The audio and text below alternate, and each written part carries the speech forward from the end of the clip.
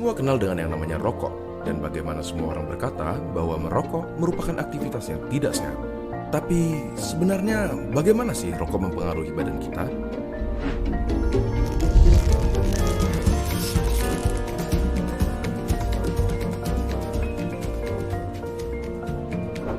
Coba kita mulai dengan komponen-komponennya. Pertama, nikotin, suatu zat yang bisa bikin kita kecanduan, si alasan utama kenapa semua orang tidak bisa berhenti merokok.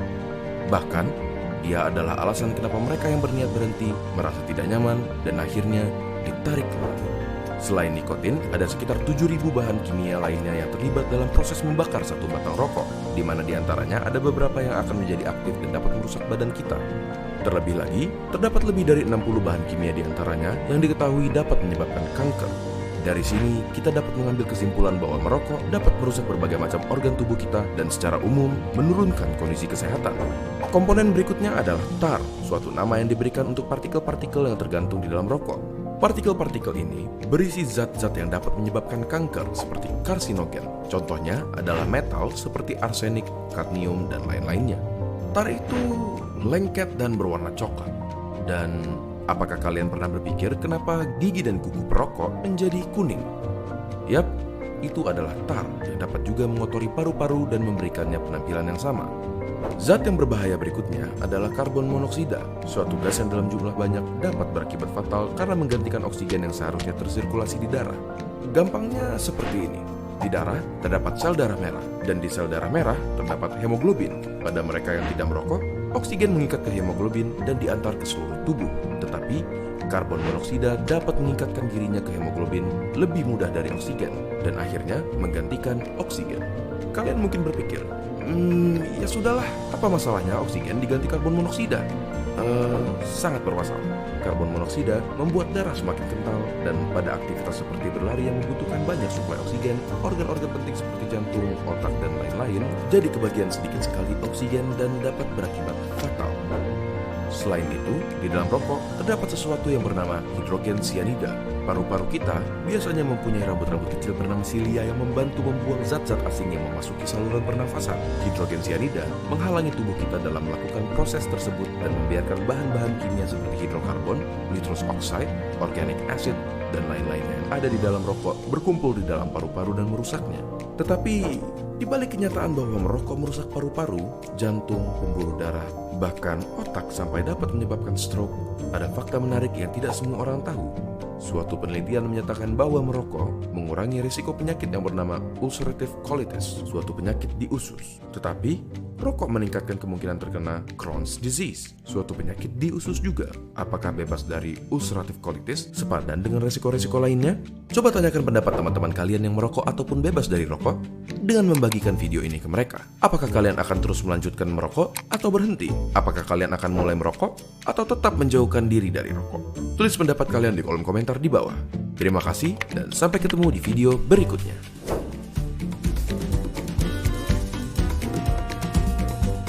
Assalamualaikum warahmatullahi wabarakatuh. Kami dari kelompok 2 yang beranggotakan saya sendiri Ayu Nusofah, Chandra Herzegovina, Febi Pradita Putri, Muhammad Sofyan, Niken Ayu Nur Sapitri, Sabita Kansa, Swastika Prilavian akan menayangkan video tentang komunikasi terapeutik pada komunitas.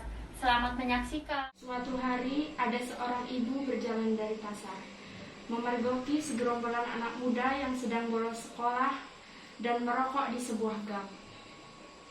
Lalu, ibu itu menegur segerombolan anak muda tersebut.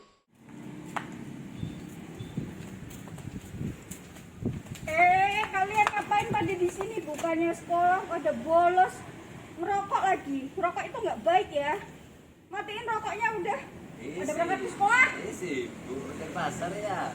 Bu, zaman sekarang ini kalau cowok nggak ngerokok nggak keren, Bu. Betul Bu, kata teman saya, cowok zaman sekarang itu kalau nggak ngerokok nggak gentle. Ya udah terserah kalian, kesehatan juga kesehatan kalian sendiri dikasih tahu kayak gitu. Itu sih kamu kita aja. Ya Bu, kita gini juga nggak sering-sering kok. Ya udah terserah kalian deh.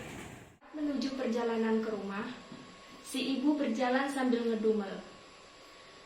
Kemudian bertemu dengan seorang perawat. Si perawat pun menyapa dan bertanya,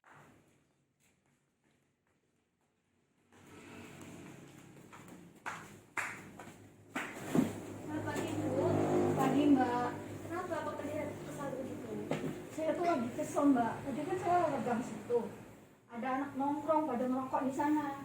Udah saya ingetin malah pada ngeyel. Begitu. Kalau boleh tahu, itu anak-anaknya pada nongkrong di mana ya ibu? Di situ mbak. Mari saya antar. Setelah itu, perawat dan si ibu pun berjalan menghampiri gerombolan anak muda yang sedang bolos dan merokok tadi.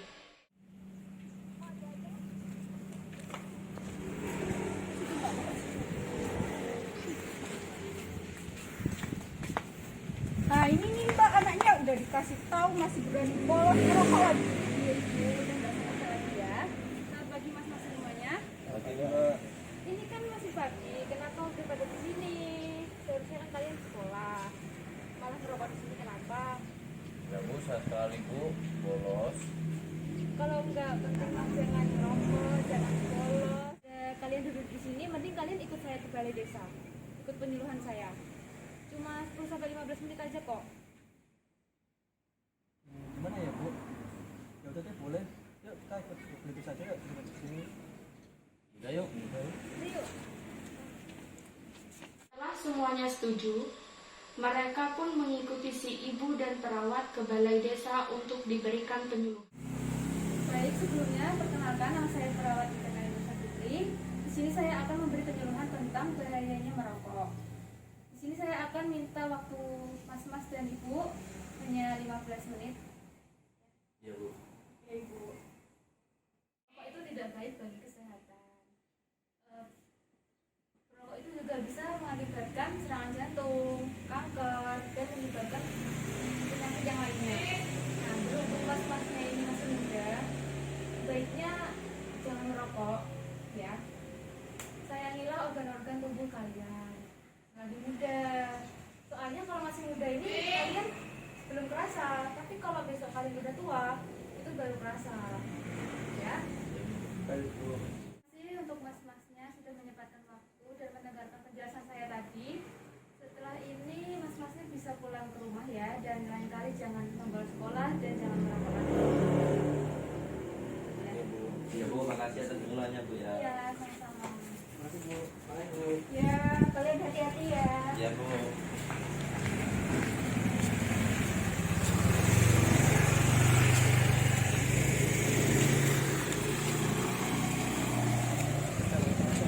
Setelah pemuda tadi pergi, si perawat pun berpamitan kepada si ibu. Terima kasih juga untuk ibu sudah menyempatkan waktunya untuk menemani saya dalam melakukan penyuluhan tadi. Kalau begitu saya pamit terlebih dahulu ya ibu. Ya mbak, sama-sama. Saya juga senang dapat ilmunya, bisa saya terapin di rumah. Kebetulan suami saya juga perokok aktif. Oh iya, itu lebih baik ya ibu. Ya mbak, kalau begitu saya pamit dulu ibu. Iya mbak, hati-hati. Selamat pagi. Sekian video dari kelompok kami. Mohon maaf jika ada kesalahan penyampaian dalam video tersebut. Terima kasih. Wassalamualaikum warahmatullahi wabarakatuh.